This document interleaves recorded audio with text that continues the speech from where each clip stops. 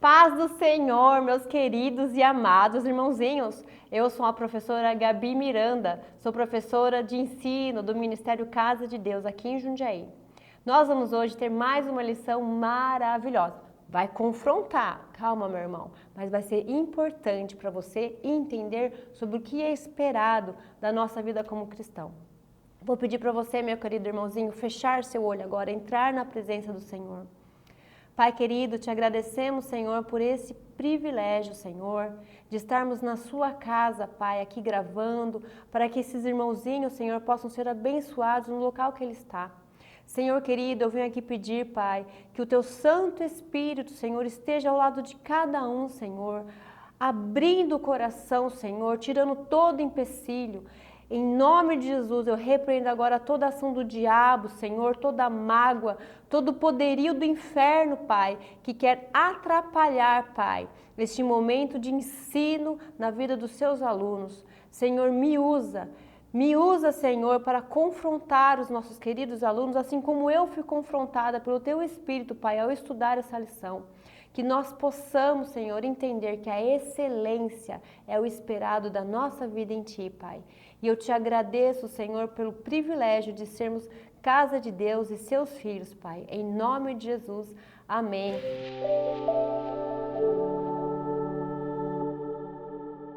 Glória a Deus, meus irmãozinhos. Hoje a lição, irmãos, me confrontou muito, tá bom?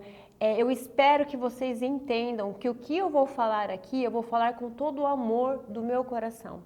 Eu vou tratar com vocês da mesma forma que o Espírito tratou comigo quando eu estava preparando esse assunto, certo? O título da nossa lição hoje é O Padrão do Discípulo, a Excelência.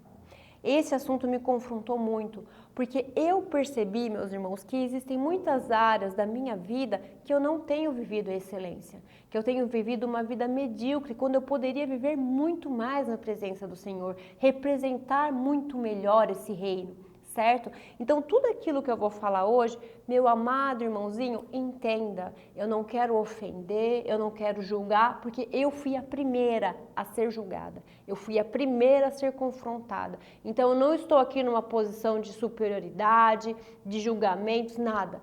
Eu quero trazer para vocês um assunto que pode mudar a vida de vocês. Eu quero trazer para vocês um autoconhecimento que pode mudar a vida de vocês. Por isso que essa é uma lição tão importante. Talvez, irmãos, acho que uma das aulas mais importantes que eu já dei aqui na Casa de Deus. E mexeu muito comigo. E eu espero que os irmãos permaneçam comigo até o final da lição, para a gente entender o que é excelência. Certo? Meus irmãos, eu vou começar com uma frase, certo? Que a lição traz. Primeiro, o que é o padrão do discípulo, a excelência? O que é excelência? A excelência é uma qualidade de se destacar. É uma qualidade que supera tudo. Deus é excelente, não é, meu irmão? Ele supera tudo, ele é o melhor em tudo, certo? E ele é um padrão. O que é um padrão? É um modelo de ser usado como comparação, certo? Então, ele é um modelo com o qual eu comparo tudo, ele é o meu modelo padrão. Através dele, eu comparo as outras coisas. E é isso que a lição vai falar. Eu tenho um padrão a ser cumprido. E qual é esse padrão? É Deus, a excelência de Deus. E é isso que é esperado de um discípulo. A lição começa falando uma frase que tem 3 informações muito importantes. Que o discípulo deve lutar para atingir o padrão de excelência de Deus, na fala, na conduta, no amor, na fé e na pureza e na graça. E o poder de Deus o capacitará para atingir esse padrão. Então, essa frase aqui, ela é muito importante para a gente, porque ela já traz algumas informações importantes sobre como a gente vai viver na excelência que Deus espera da gente. Então, quais são essas palavras? Primeiro, lutar. A segunda, excelência de Deus. E a terceira, o poder de Deus, certo? Eu vejo que para atingir a excelência, existe uma luta. Para atingir qual padrão? A excelência de Deus, não a excelência do mundo, mas a excelência de Deus. Ele é o meu objetivo. E como que eu vou progredir nesse caminho? Como que eu vou chegar? É através do poder de Deus. Então, essas 3 ponderações, essas 3 palavras, a gente precisa entender. Paulo já falava sobre isso, sobre nós termos que imitarmos a Deus. Em 1 Coríntios 11:1, olha o que ele fala. 1 Coríntios 11:1. Opa, tô em 3, perdão, meu irmão. 1 Coríntios 11:1. Olha o que Paulo fala, ó. Tornem-se meus imitadores, como eu sou de Cristo. Olha, Paulo era um imitador de Cristo. Paulo buscava seguir a excelência de Cristo. E o que ele nos instrui? Vocês, como discípulos, também precisam seguir esse padrão, seguir essa excelência, sermos imitadores de Cristo. E é isso que um discípulo faz, não é? Ele segue o seu líder, ele quer ser igual a ele. Só que uma coisa muito importante para a gente entender nessa busca pela excelência, você precisa saber quem você é. Porque nota que eu falei que o discípulo deve lutar. Por que lutar? Porque é uma luta. Porque o ser humano, ele busca a excelência do próprio ser humano, do mundo, não a excelência de Deus. Então nós temos que sair da nossa zona de conforto para buscar aquilo que agrada ao Senhor, certo? E como que eu começo esse processo? Gabi, eu quero viver excelência, eu quero viver uma vida que agrade ao Senhor, eu quero ser transformado. Como que eu começo? Começa do começo, começa do princípio. E um livro que trata exatamente sobre o princípio é um livro do nosso amado pastor Jorge, Por que Existo? Esse livro, meu irmão, é fundamental para responder questões primárias da nossa vida. Por que eu existo? Quem sou eu?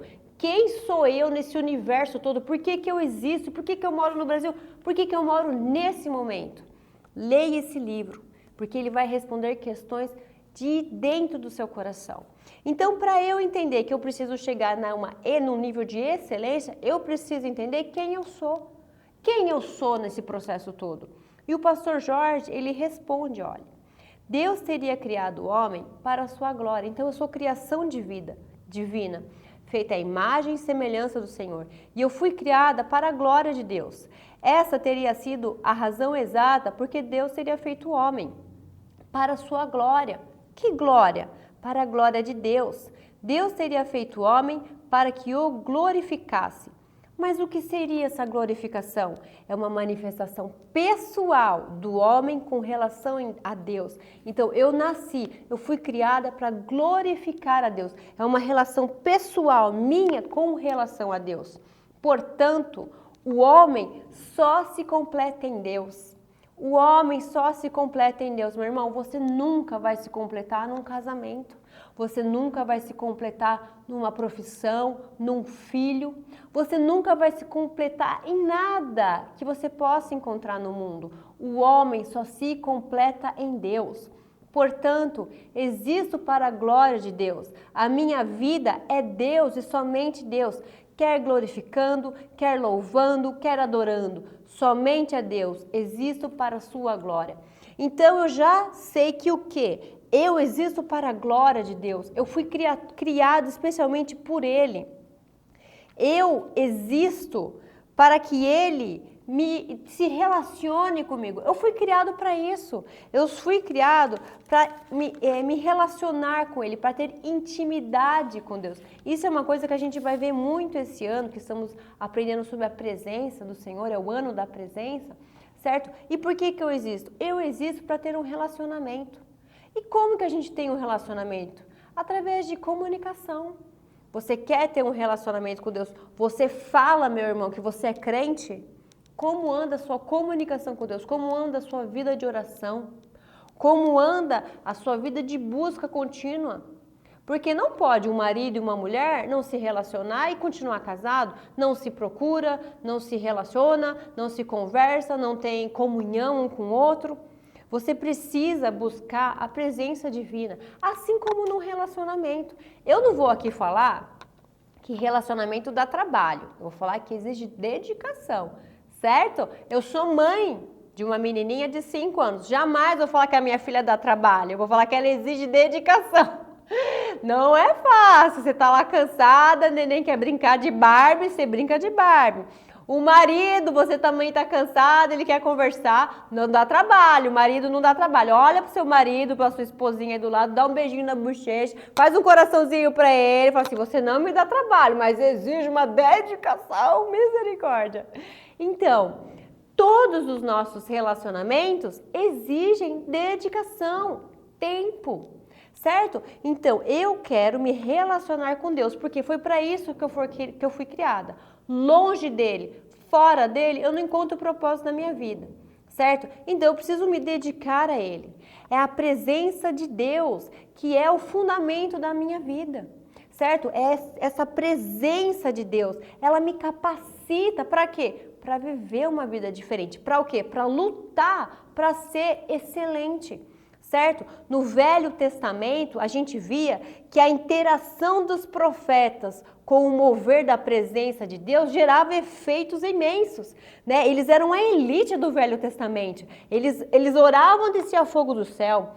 Eles oravam, o mar se abria. Eles oravam, a resposta via. Por quê? Existia uma presença diferenciada. Mas o que aconteceu no Novo Testamento? Jesus pavimenta o caminho para que eu e você possamos chegar nessa presença e fazer o quê? Viver o extraordinário. A Bíblia fala que Paulo fazia milagres extraordinários. Eu fico imaginando, se milagre já é maravilhoso, imagina um milagre extraordinário, imagina o que Paulo não estava vivendo.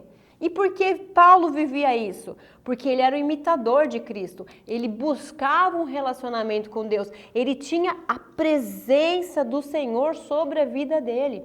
E é isso que eu e você temos que buscar. Se eu quero lutar para ter uma vida na presença do Senhor, a primeira coisa é me relacionar com Ele. Uma vez que eu busco esse relacionamento me capacita. O propósito que eu quero alcançar se alinha com o propósito da presença do Deus. Eu começo a viver a excelência, certo? Eu começo a crescer em maturidade, em relacionamento cada vez mais, certo? Eu vivo em comunhão com Deus. Deus está dentro de mim. E essa presença de Deus dentro de mim reflete para fora. Como eu administro essa presença de Deus dentro de mim, tem que refletir em tudo, certo? Porque se eu não zelo, se eu não trato com excelência essa presença de Deus dentro de mim, se eu aceito viver uma vida de mediocridade com Deus, isso vai ter reflexos na minha vida, certo? Então, eu preciso entender que é um privilégio que custou o sangue de Cristo eu ser a habitação do Espírito Santo. A presença de Deus na minha vida é um privilégio e eu preciso viver refletindo isso. Tudo que eu for fazer tem que refletir a presença de Deus dentro de mim. O meu casamento tem que refletir a presença de Deus dentro de mim. A forma como eu enfrento as minhas dificuldades tem que refletir a presença de Deus dentro de mim. A forma como eu trabalho, a forma como eu lido com as outras pessoas, a forma como eu lido com Deus, tudo reflete a presença de Deus dentro de mim e como eu administro e valorizo essa presença. Porque se você não valoriza a presença de Deus, você é um crente medíocre. Você é aquele crente que vai usar as frases clássicas. Ninguém pode me julgar. Por que você fala que eu estou afastado, que eu estou frio? Você não é ninguém para me ajudar? Você não sabe da minha vida com Deus? Quem me conhece é Deus. Ai, olha, eu não tive tempo de buscar o Senhor hoje, de orar, mas Deus me entende, Ele conhece o meu coração. Essa frase, Deus conhece o meu coração, é clássica de quando você está vivendo uma situação de mediocridade. Deus conhece seu coração e Ele sabe que você pode lutar para alcançar mais.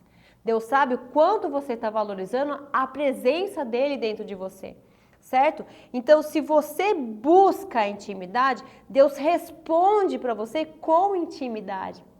Existe um versículo em Crônicas que eu amo, que acho que está em 1 Samuel, perdão, que Deus responde com reciprocidade. Ao fiel, Ele é fiel. Ao bom, Ele é bom. Por quê? Porque Deus é justo. Se você vai ao encontro dele, olha que delícia, ele vem ao seu encontro também, certo? Porque é isso que ele quer intimidade. Ele está esperando o seu contato, ele está esperando você se achegar na presença dele para construir esse relacionamento.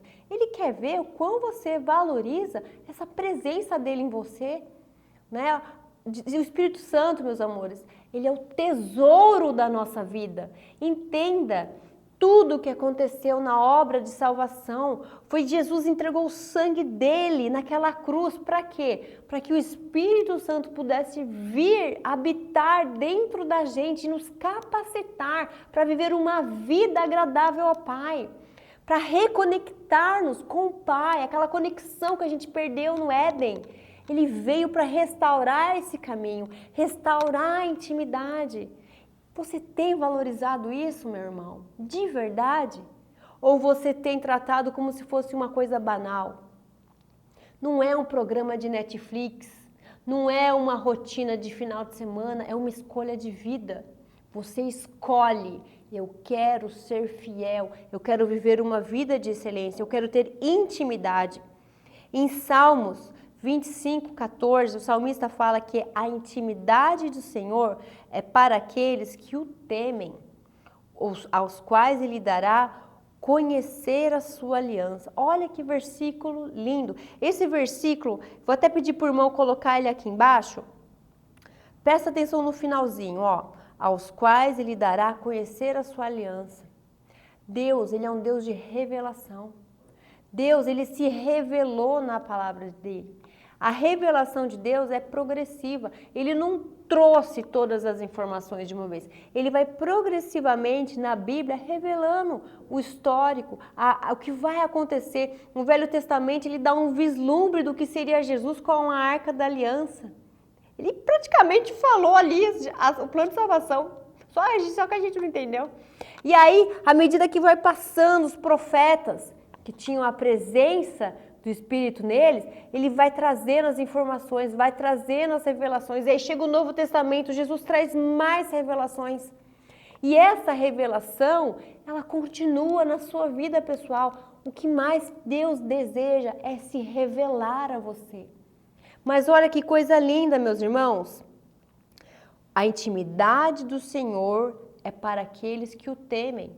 E para esses que têm intimidade com o Senhor, é para esses que ele vai se revelar. Porque se você não tem intimidade com ele, você não conhece ele. E o que acontece quando você não tem intimidade com ele?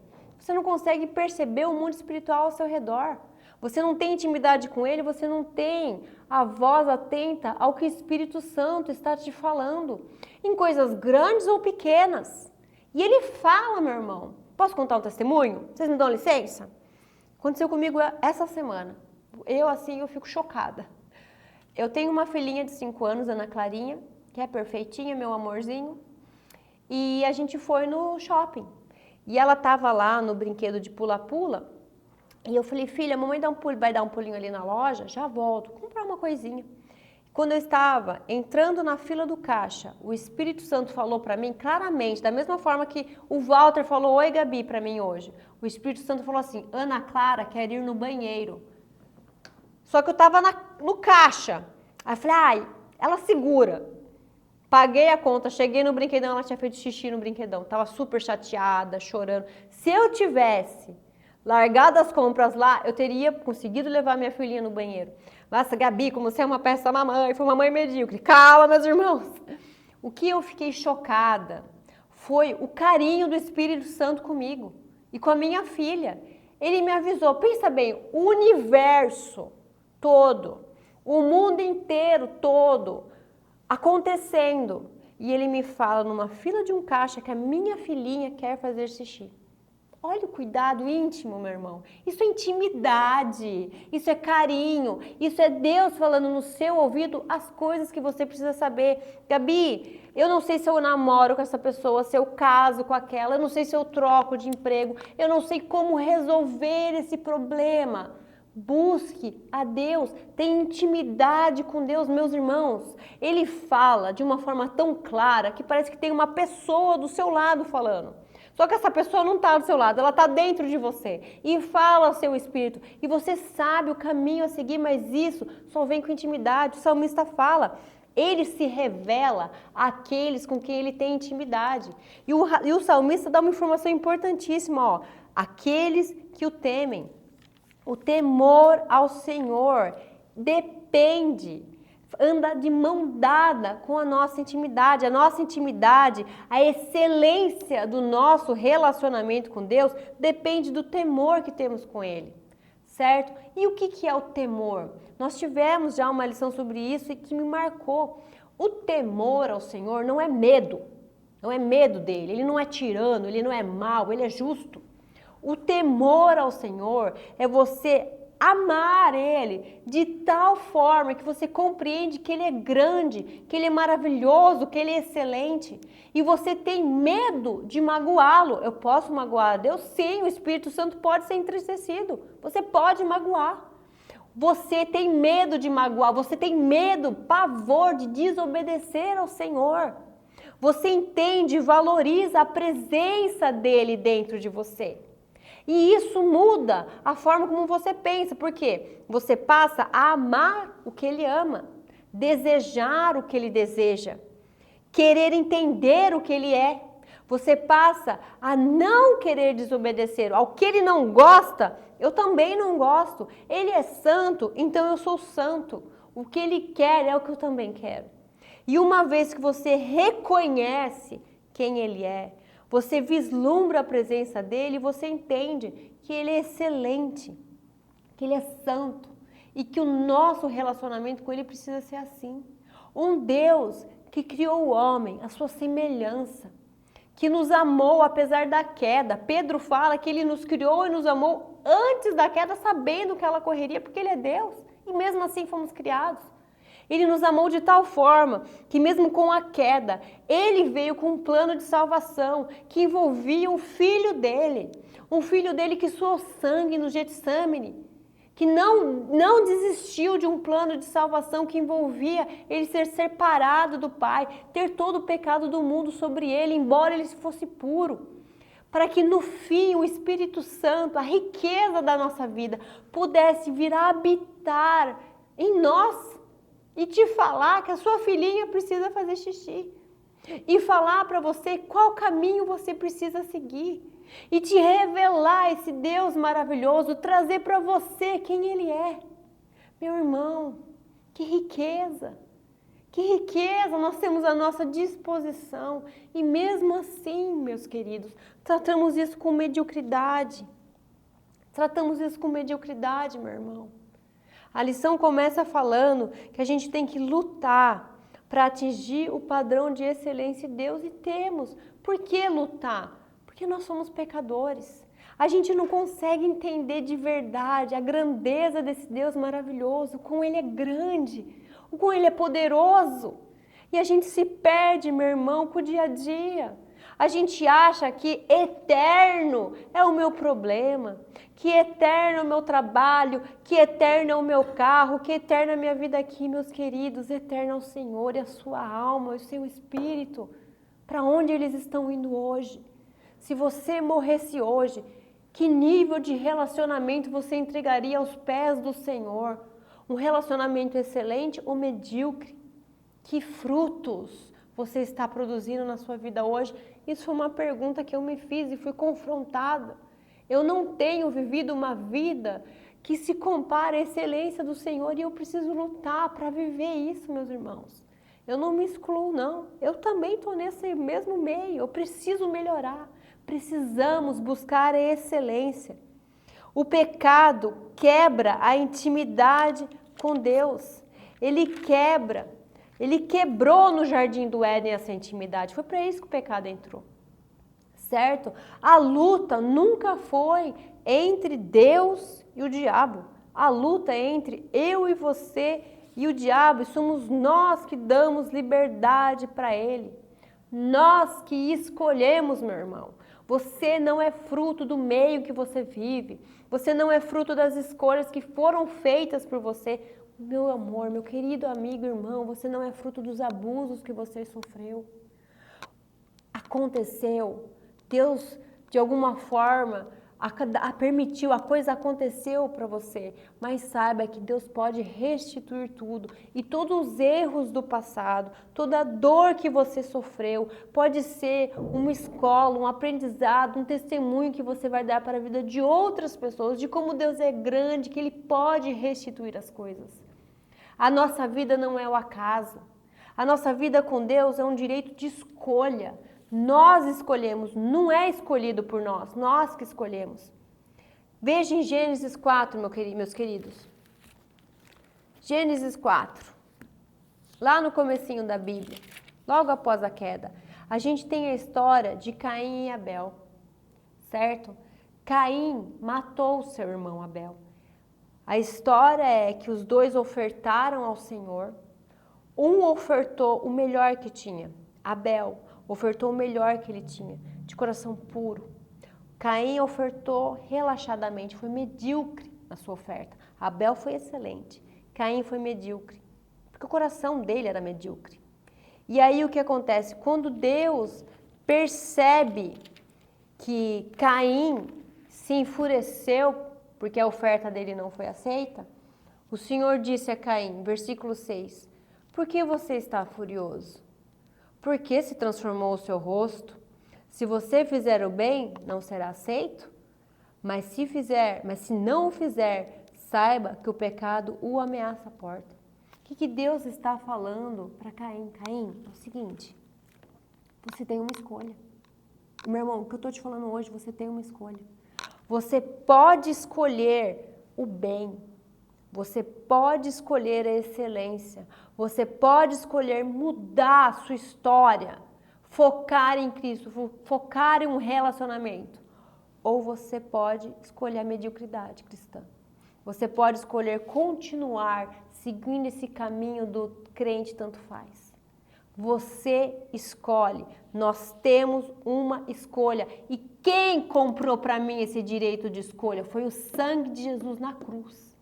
Quando ele subiu naquela cruz, quando ele derramou o sangue dele lá, ele me deu essa escolha. Foi me dada a escolha, você tem o direito de escolher o que você quer. Meu irmão, você tem o direito de escolher o que você quer viver com Cristo. O que você quer viver com a sua família, a forma com que você quer se relacionar com Deus e o que é que você está fazendo com essa escolha. Como você tem vivido essa escolha. Note uma coisa muito importante. Sempre nós temos a escolha, porque ela foi conquistada por nós. Em Mateus 28, meus irmãos, Mateus 28, eu quero levar vocês um raciocínio agora que vai fazer vocês entenderem como que a luta é entre nós e o diabo. Entre nós e o diabo. Mateus 28, 16. Esse capítulo da Grande Comissão, a gente está trabalhando muito ele, por causa das lições de discipulados. Mas eu quero te chamar a atenção a uma frase que Jesus falou, para a gente entender. Jesus falou para os discípulos e disse, foi-me dada toda a autoridade nos céus e na terra. Então, nesse momento aqui, ó, Jesus está finalizando o ministério terreno dele aqui. Ele fala, foi-me dada toda a autoridade no céu e na terra. Nesse momento aqui, Jesus está falando isso para os discípulos dele. Agora, se você abrir em Lucas 4, Jesus estava no começo do ministério dele, certo? E ele foi ser tentado por diabo no deserto. O diabo mostra para ele a terra, tudo que existe na terra. E olha o que o diabo fala para ele.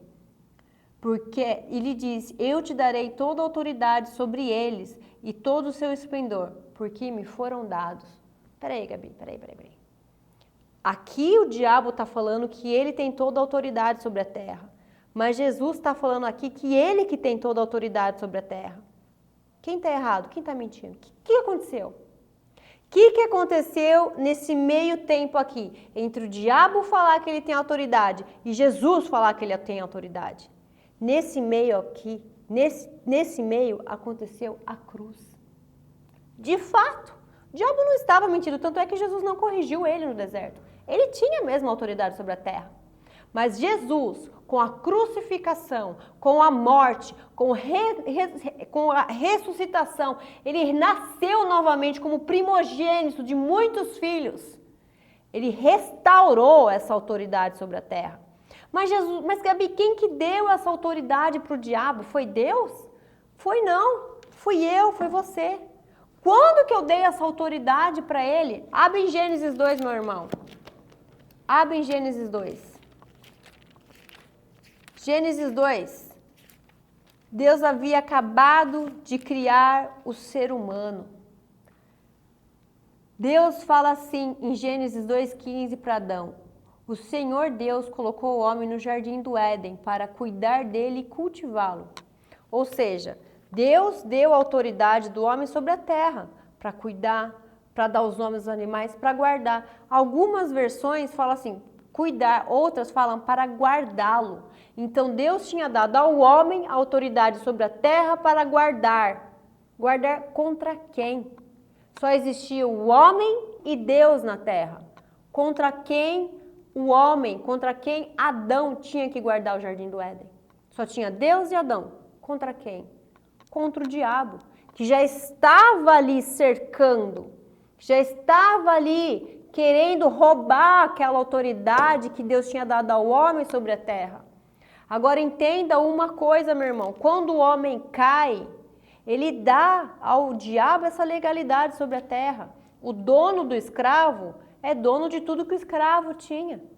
E olha que interessante, Deus age no amor, o diabo age no consentimento. Ele não obrigou Adão e Eva a darem a autoridade sobre a terra para ele. Ele foi na palavra, usou da ganância, usou do pecado, do sentimento que já existia dentro do ser humano, do diálogo, porque ele conversou com Eva, foi levando ela, e ele buscou o quê? O consentimento. Agora, quando Jesus morre na cruz, esse poder que o diabo tinha acabou. Ele, Jesus, tem todo o poder sobre a terra. E ele me empodera ao quê? A ser proprietária também desse poder e ir, e falar, e viver o sobrenatural de Deus em excelência. Mas a gente fica preso lá, ó, no pecado, na mediocridade. Para quê, meu irmão? Nós somos chamados para viver o sobrenatural de Deus em sua plenitude. Paulo vivia milagres excepcionais, incríveis. Por quê? Porque ele valorizava essa presença do Senhor na sua plenitude. Aí eu te pergunto, onde na sua vida você tem dado consentimento ao diabo? Porque o diabo, ele age no consentimento, ele busca o consentimento para poder quebrar o relacionamento. Ele busca o consentimento que você tem dado para ele para te ludibriar. E aí você vive uma vida medíocre, mas ninguém pode te julgar, imagina. Deus sabe o seu coração. Ninguém pode te julgar, ninguém pode te confrontar. Por quê? Porque não, imagina, eu tô certo. A igreja é um sistema falido, imagina. Deus sabe o meu relacionamento com ele. Eu não preciso, ler a Bíblia, eu não preciso ter essa vida que as pessoas estão falando. Eu não preciso ter santidade. Eu posso viver a minha vida do jeito que eu quero, porque Deus me ama. Meu irmão, dando consentimento. Você viver uma vida que agrada ao Senhor exige humildade e muito desejo. Uma coisa que a minha mãe me fala muito, e é muito forte isso, quanto mais próxima de Deus a pessoa está, quanto mais na presença de Deus ela está, mais ciente do seu pecado ela é. Porque quando você chega no Santo dos Santos, diante da presença do Senhor, diante da santidade dEle, da grandeza dEle, da excelência dEle, mais você se confronta e fala, gente, eu não sou nada. Eu não sou o suficiente, eu nunca vou conseguir honrar verdadeiramente, eu preciso mudar, eu preciso ser transformado. Agora, quanto mais longe a pessoa está da presença de Deus, mais santa ela se acha. Você já percebeu? Mais correta ela se acha, mais, como a palavra, mais incompreendida ela é. A igreja me feriu, eu não quero mais ir na igreja. A igreja me feriu, a igreja ela é formada de pessoas que julgam. Eu não preciso viver a santidade do Senhor. Eu posso viver a minha vida do meu jeito. Eu não preciso seguir as regras. Quanto mais longe de Deus a pessoa está, meus irmãos, mais santa ela se acha, mais excelente ela se acha. Agora, quanto mais perto do Senhor, mais confrontado a gente é. E o diabo sabe disso. E ele não é bobo. E o que ele faz? Ele busca áreas para a sua vida que você vai dar consentimento para ele. Esse livro aqui do Pastor Jorge chama O Reino das Trevas. Um livro excepcional. Você precisa ler esse livro, meu irmão. Porque ele fala como o diabo vai agir. E se você não está próximo da presença, vivendo a presença de Deus, sem você perceber, você dá brechas para ele. Ele não precisa de uma brecha muito grande. Ele não precisa de uma brecha em todas as áreas da sua vida. Ele precisa de uma pequena brecha, pequenininha, numa área, e ele vai te destruir. Só que você, se não estiver vivendo a presença de Deus, você não se perde. Você não consegue perceber. O que o pastor Jorge fala? Quanto mais perto de Deus o cristão se encontrar, mais possibilidades ele terá de perceber os espíritos malignos em ação. Quanto mais perto de Deus você está, mais esperto, mais discernimento você consegue ver para ver o diabo agindo. Oxe, peraí, essa situação tá esquisita. Desde quando Deus me manda desobedecer a minha esposa, meu marido, meu pai, minha mãe? Desde quando é a minha felicidade em primeiro lugar, sem pensar nos outros? Desde quando os meus sonhos são superiores a qualquer coisa? Isso não vem de Deus, vem da onde? E é interessante, meus irmãos, que o diabo, ele usa a sua voz, ele usa o seu desejo, ele sabe exatamente onde buscar o consentimento. O seu ponto fraco é o ponto forte do diabo. É ali que ele vai, é ali que ele vai. É na sua insegurança, é no seu maior desejo, é na sua personalidade, é naquilo que você quer. E ele está ali, ó, de olho, te estudando, buscando o seu ponto fraco, porque é ali que é o ponto forte dele, certo? E é ali que ele entra e é ali que ele destrói. Vem aquela vozinha, aquela voz, eu acho que hoje eu não vou na igreja. Você acha que Jesus algum dia falaria para você que não é bom vir na igreja? Eu acho que é melhor deixar o meu casamento acabar. Eu acho que é melhor eu ser mais feliz. Eu acho que não tem problema eu tomar essa bebida, eu usar essa droga. Eu acho que não tem problema eu ir pular carnaval, porque hoje é sábado de carnaval, não é? Nunca Deus vai colocar no seu coração uma coisa antibíblica. E o diabo ama usar a sua voz. Eu acho que não tem problema isso hoje. Agora, quanto mais próximo de Deus você está, mais você consegue pegar o diabo falando com você. O que o pastor Jorge fala? Ora, quando o homem vem a Jesus Cristo e recebe a partícula divina que vem para ele, que partícula divina é essa? É o poder de Deus. O pastor Jorge chamava isso de poiquetique. Tem um livro maravilhoso, leia, meu irmão. Quando o homem vem a Jesus e recebe esse poder de Deus, quando ele recebe essa presença do Espírito Santo, do nosso tesouro dentro dele, fica capacitado para reagir contra a carga demoníaca. Meu irmão, você não é fruto do seu vício. Você não precisa ser fruto do seu vício. Você tem uma capacidade dentro de você para viver contra isso. De viver a excelência do Senhor se libertando. O problema é que a gente é medíocre. Desculpa falar, meu irmão. A gente acha que vive muito, mas está vivendo pouco. Por quê? Porque estamos longe de Deus.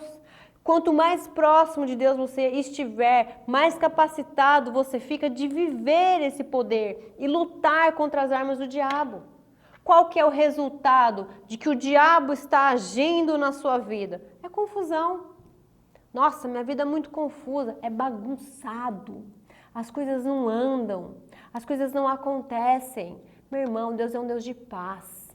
Deus é um Deus que as coisas caminham. Quando você quer tomar uma decisão, seja ela qual for, meu irmão, minha irmã, busque, Senhor, soberana é a tua vontade e que ela me traga paz. Me traga paz. Quando você toma uma decisão que vem de Deus, você sente muita paz, meu irmão. Pode ser que as pessoas não compreendam aquela decisão. Pode ser que até tenha um pouco de resistência, mas você sente paz. Porque você está próximo do Senhor, vivendo um relacionamento com Ele, e Ele te enche, Ele fala com você, Ele fala no seu ouvido, Ele te leva mais próximo dEle, certo? E isso não interessa a situação que você está vivendo. Sabe qual que é o melhor marqueteiro do diabo? O melhor marqueteiro do diabo não é um satanista, não é um bandista, não é um bruxo, uma bruxa. O maior e melhor marqueteiro de Deus é um crente medíocre. Por quê? Um crente desviado, um crente frio, um crente medíocre, o que ele está falando para o mundo? Que Deus não é tudo isso mesmo. Que o santo dos santos não é tudo isso. Que viver aquilo que a Bíblia fala é fanatismo, é fake news. Certo? É o melhor marketing que Deus precisa. É você por aí, vivendo na noite, vivendo o pecado e posta uma foto na igreja um dia desses. Olha, que crente, hein? Que crente! Vive uma vida medíocre com o Senhor, com Deus, e fala para todo mundo que é crente. Que Deus entende, que ninguém pode te julgar. É isso, é o melhor marketing que o diabo pode ter. Por quê? É alguém de dentro, é alguém que conhece, é alguém que propaga o quê? Que a Bíblia realmente não é tudo isso e que Deus também não é. Não precisa ser tão fanático assim, não precisa ser tão chato assim. Mas você, meu irmão, pode escolher um outro tipo de marketing. Você pode escolher o marketing que Jó escolheu. Jó não procurou o problema. Jó foi escolhido marqueteiro de Deus. O diabo fala para Deus, ó, você dá tudo para esse cidadão, por isso que ele te adora. Só que Deus conhecia Jó. Deus sabia da excelência, do amor que Jó tinha. E sabe o que Deus fala? Pode ir lá, encosta na vida dele. Eu tenho certeza da propaganda que ele vai fazer de mim. E fez. Jó aguentou, Jó passou pela luta, Jó passou pela dor. E no final, o que ele falou? Senhor, antes eu te conhecia de ouvir falar, agora eu sei quem tu és. Ele é mais que vencedor. Por quê? Um crente bom, marqueteiro, da excelência do Senhor, ele sai do problema não somente vencendo o problema, mas conhecendo mais a Deus, amando mais a Deus. Meus irmãos, na nossa vida, enfrentamos sim problemas que nós causamos, consequência dos nossos pecados, porque Deus é justo. Ele perdoa? Perdoa, mas disciplina, porque um bom pai disciplina o seu filho. Certo? Mas tem situações que a gente vive que não foi a gente que procurou. A gente recebeu um presente de grego, né? Um problema. A pessoa vai lá, cria o problema e cai no nosso colo, para a gente resolver, para a gente administrar. Posso te falar, meu irmão, seja o melhor marqueteiro de Deus enfrentando esse problema, enfrentando essa doença, porque você não está lidando com um Deus distante, morto, você está lidando com o Senhor dos Senhores, que está próximo a você. Você vive um relacionamento com Ele, você sabe que Ele é real, que Ele é excelente. E você não vai deixar uma circunstância, por pior que seja, irmão, tirar a sua alegria de ser filho dele, de ser o maior marqueteiro da excelência de Deus que já existiu.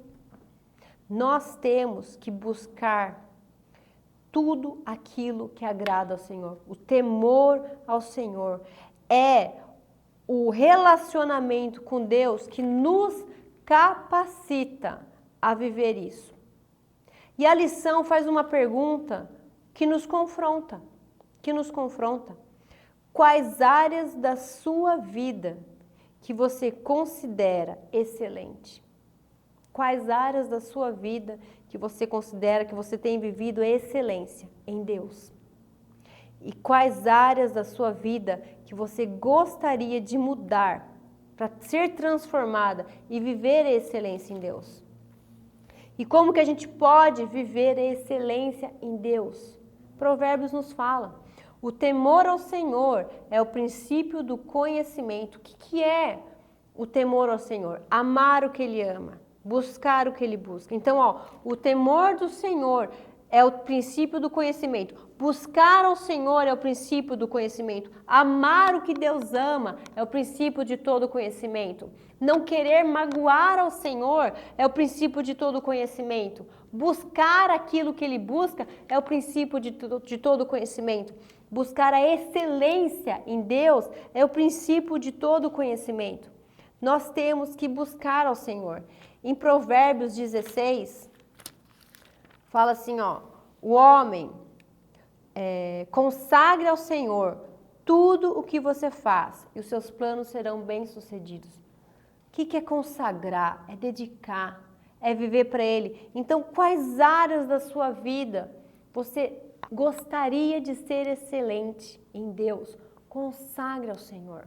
Comece a viver o temor do Senhor naquela área. Gabi, a minha vida financeira está muito ruim. Eu não consigo. Consagre ao Senhor. Antes de você pôr a mão na sua carteira, pense, eu não quero magoar a Deus com essa escolha. Como está o seu dízimo? Eu tenho que amar o Senhor com as minhas ofertas também, com o meu dízimo. Será que o Deus está em eu gastar o meu dinheiro nisso daqui? Será que Deus vai ficar feliz comigo se eu investir nisso daqui? Como está a sua vida sexual, meu irmão? Como está o seu relacionamento? Como está a sua busca pelo Senhor?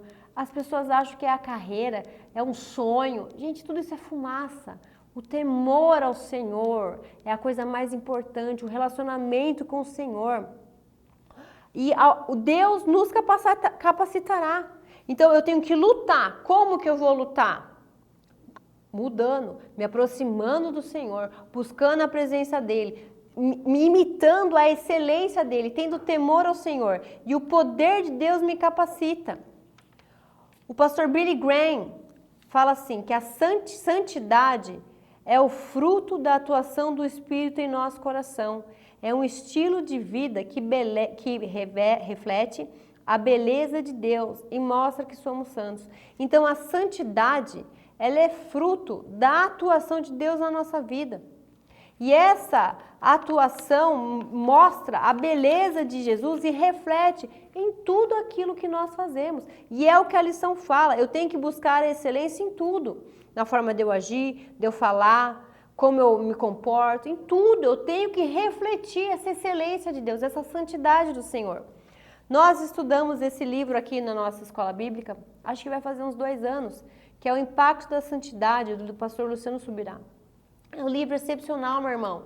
Aconselho a leitura. Você quer viver uma vida excepcional, excelente na presença do Senhor?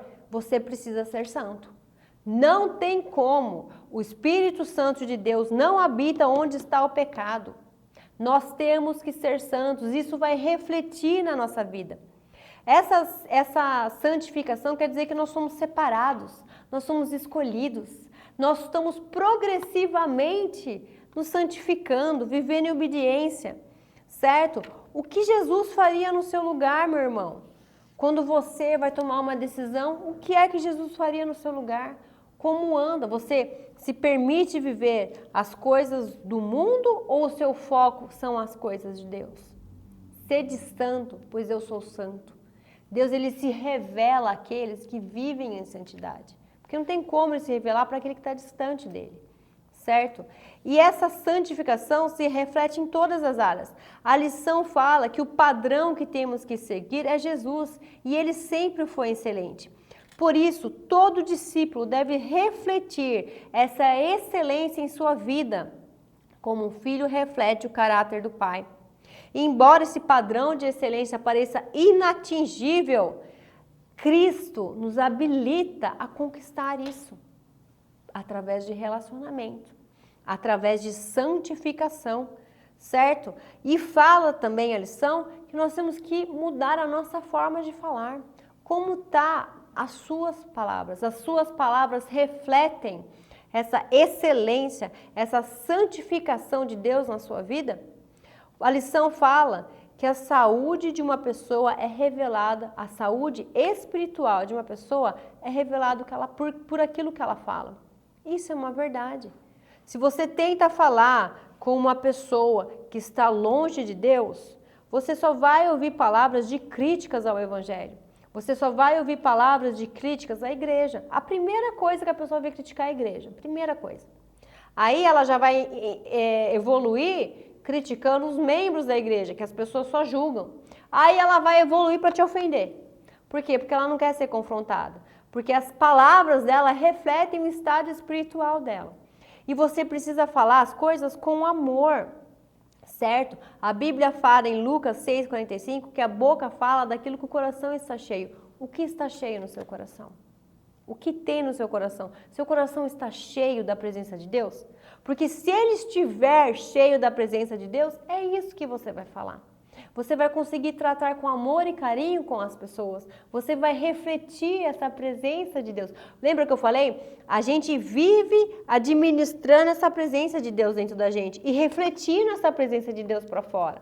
Refletindo através da nossa boca, da nossa palavra, das nossas palavras, da nossa santidade. E a lição também fala que a gente tem que tomar cuidado na forma como falamos. Eu posso contar um segredo? Irmãos, é uma coisa que eu preciso mudar muito em mim. Porque muitas vezes eu acho que eu estou falando a coisa de uma forma gentil, mas na verdade eu estou parecendo uma jamanta descendo a ladeira na chuva sem freio. Meu marido fala isso. Você foi bem intencionada, mas você foi grossa. Meu Deus, preciso mudar. Essa lição me confrontou, irmãos. Preciso mudar. Por quê? Não é só o que eu falo, é como eu falo, certo? Nós vamos iniciar a rede de discipulado e você vai ter que tratar com uma pessoa que pode estar enfrentando uma situação difícil, pode estar ali precisando de um confronto. Como que você vai confrontar essa pessoa? Tem que ser com muito amor, certo? A lição fala muito sobre disciplina. E Deus ama aquele que eles disciplina. Em Hebreus 12, Deus disciplina os seus filhos. A gente tem vivido hoje uma sociedade em que a disciplina ela é esquecida. Por quê? A disciplina, ela hoje parece que ela é falta de amor. Você disciplina quando você não ama, porque quando você ama você passa a mão. Isso é mentira, isso é antibíblico. O que a Bíblia me fala? Ó, meu filho, não despreze a disciplina do Senhor, nem se magoe com a sua repreensão, pois o Senhor disciplina a quem ama. Deus, que é Deus poderoso, disciplina quem ama. Então, meu amigo, minha irmã, que é pai, que é mãe, discipline sim os seus filhos. Isso é uma forma de mostrar amor para ele. A gente não pode passar a mão em tudo aquilo que eles fazem, passa a mão na cabeça, sabe? Ah, não tem problema. A gente cria adultos com problema, adultos que não conseguem escutar um não, adultos que não têm maturidade para enfrentar os problemas da vida. Deus não está na ausência de disciplina. Pelo contrário, a disciplina é sinal de amor. Nós temos sim que disciplinar os nossos filhos, nós temos sim que com amor disciplinar os nossos amigos, conversar com eles, com os nossos discípulos, com as pessoas que Deus tem colocado ao nosso lado para nós falarmos de Jesus, certo? A gente precisa com muito amor e carinho. E meu amigo, um versículo para você. Você que é marqueteiro da excelência de Deus, de verdade, suportem as dificuldades recebendo-as como disciplina, meu irmão. Muitas vezes os problemas vêm, você não sabe nem de onde surgiu aquele problema, aquela doença. Mas olha, suporte as dificuldades, recebendo como disciplina, pois Deus os trata como filhos. Ora, qual filho que não é disciplinado por seu pai? Se vocês não são disciplinados, e a disciplina é para todos os filhos, então vocês não são filhos legítimos. Então, meus irmãos, você marqueteiro de Cristo, aquele que ama Cristo verdadeiramente, que entende o temor e a presença do Senhor, a gente precisa ter fé. E as palavras que Deus traz para a gente hoje é: eu vou te disciplinar também, porque eu te amo.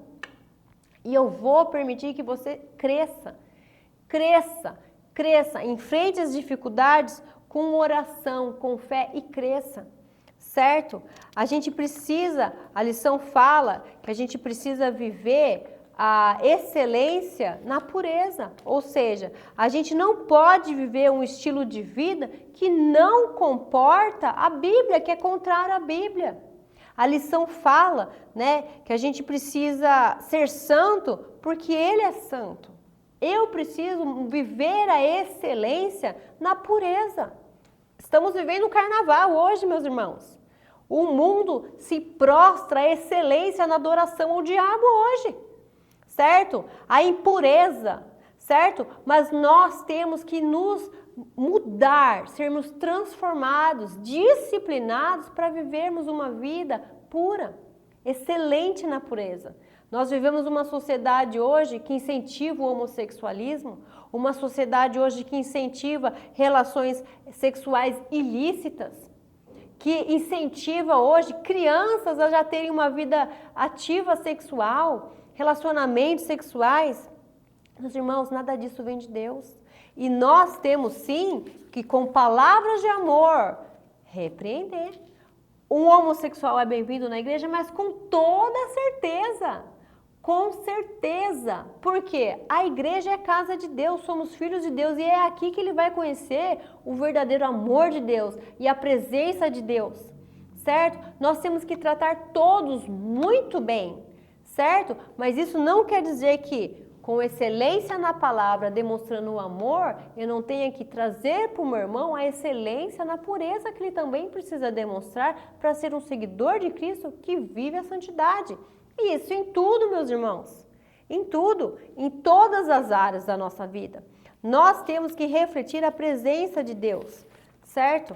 O discípulo, ele serve a sua família no seu comportamento, nos seus relacionamentos com a igreja, fora da igreja. Ele é excelente no cuidado da família dele, no amor demonstrado à família dele. Ele ama a sua esposa, ele ama os seus filhos, ele cuida daquilo que Deus tem dado para ele, meus queridos.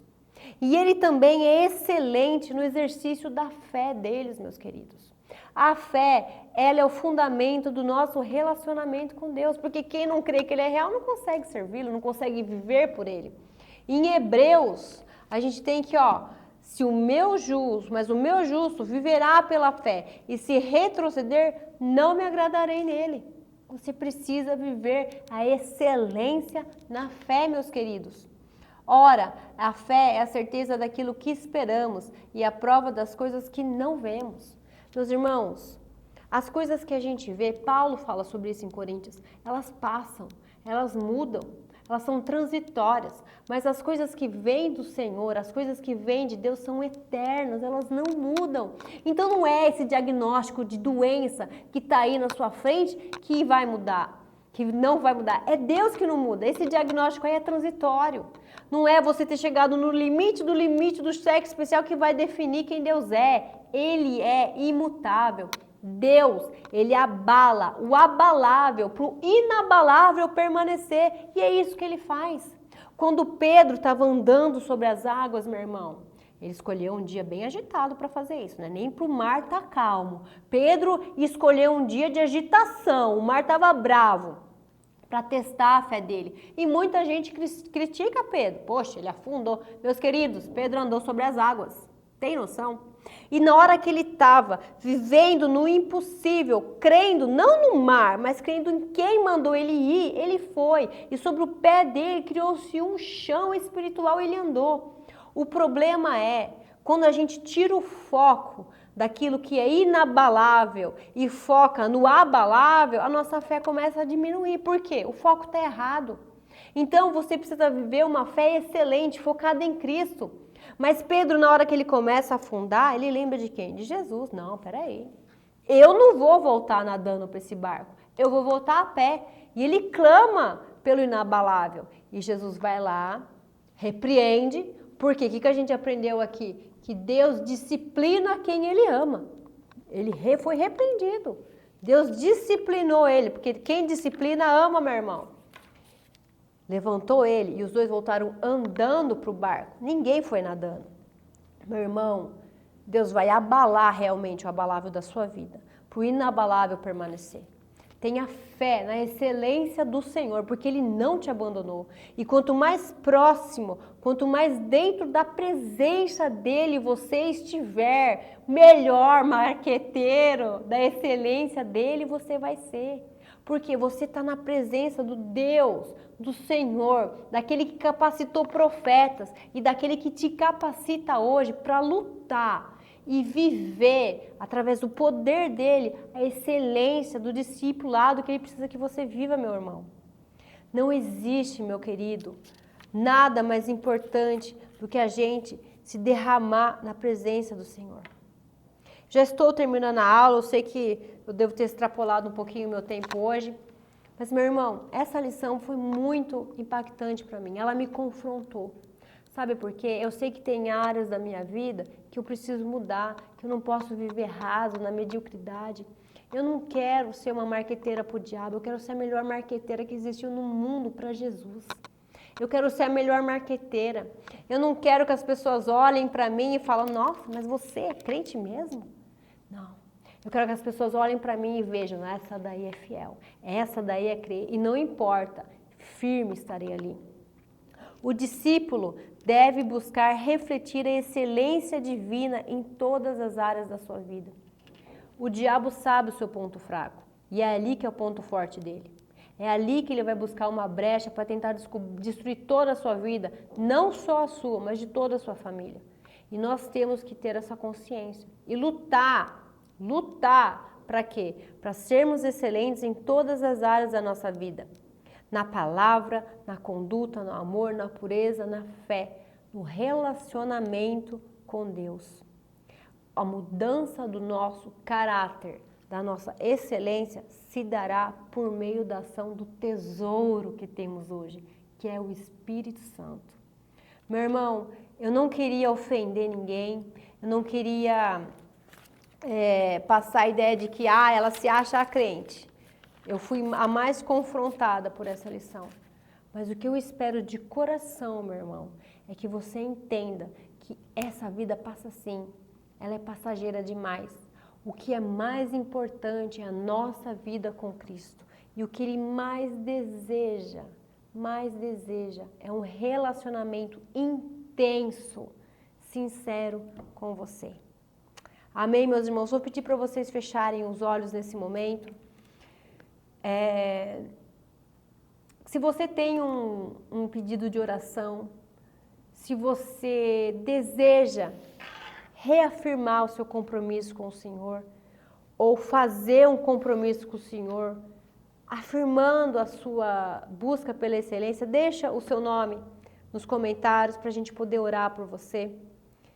O Senhor tem um plano na sua vida, meu irmão, e não quer desistir de você. A única pessoa que pode abortar esses planos é você.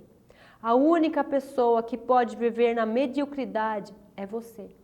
E eu te convido hoje, meu irmão, a tomar uma decisão de viver a excelência do Senhor. Com seus olhos fechados agora, Pai querido, eu te agradeço, Senhor, por essa lição. Senhor, que esse confronto que o Senhor nos trouxe hoje possa gerar frutos, Pai. Que esse confronto, Pai, possa mostrar as áreas em que nós precisamos mudar e melhorar, Pai querido. A nossa vida é passageira, Senhor. Um dia, Pai, a porta se fechará. Um dia, Senhor, a oportunidade passará. E nós não podemos perder, Senhor, essa oportunidade. Espírito Santo, fala agora no coração dessas pessoas, Senhor. Pai, o Senhor sabe a luta que cada um tem passado, Pai querido, o desespero que cada um tem passado, Pai, mas que essa fé, Senhor, que vem de Ti, possa aflorar no coração deles, Pai, e que eles não nadem mais sobre o mar, mas que eles caminhem e corram, Pai, sobre o mar. Não existe tempestade, não existe problema, não existe nada maior que o nome de Jesus, Pai.